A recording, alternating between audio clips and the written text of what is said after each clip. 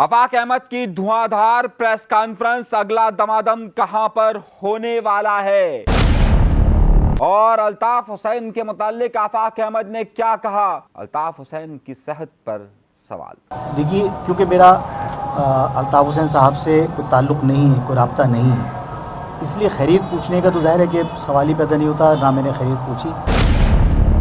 آفاق احمد نے ایک دھواں دھار پریس کانفرنس کی ہے۔ 12 اپریل کے معاملے کے بعد آفاق احمد کی پریس کانفرنس کو بہت لوگ بہت غور سے دیکھ اور سمجھ رہے ہیں۔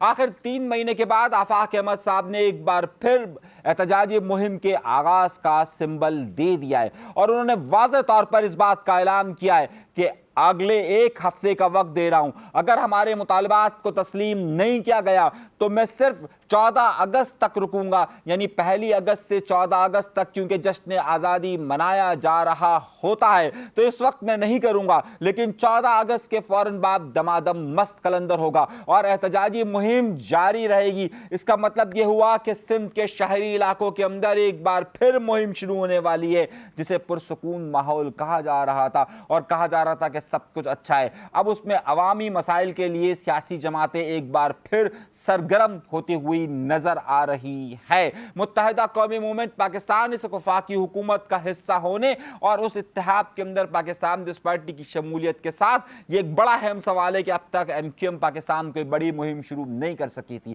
اور اس وقت جو عوام کے مسائل تھے اس پر جماعت اسلامی حافظ نعیم کے جانے کے بعد بالکل ہی خاموش نظر آ رہی تھی۔ آفاق احمد صاحب کا ڈمپر والے ایشو کے بعد ایک بڑا ہی اہم تحریک آغاز ہوا تھا، اور اس کے بعد اب ایک بار پھر وہ 14 اگست کے بعد اس مہم کا آغاز کر رہے ہیں۔ دوسری طرف جب ان سے سوال پوچھا گیا کہ الطاف حسین صاحب کی صحت کے حوالے سے ان کا کیا موقف ہے، تو واضح طور پر انہوں نے کہا کہ میں ان کے لیے دعا گو ہوں، اور انہوں نے کہا کہ ان کے متعلق اس طرح کی افواہیں نہیں پھیلانی چاہیے۔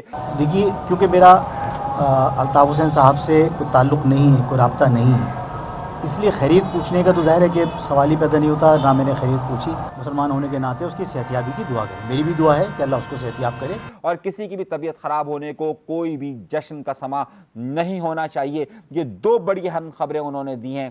مزید خبریں آگے کیا ہوگی سیاست میں، یہ ہم آپ کو پیش کریں گے۔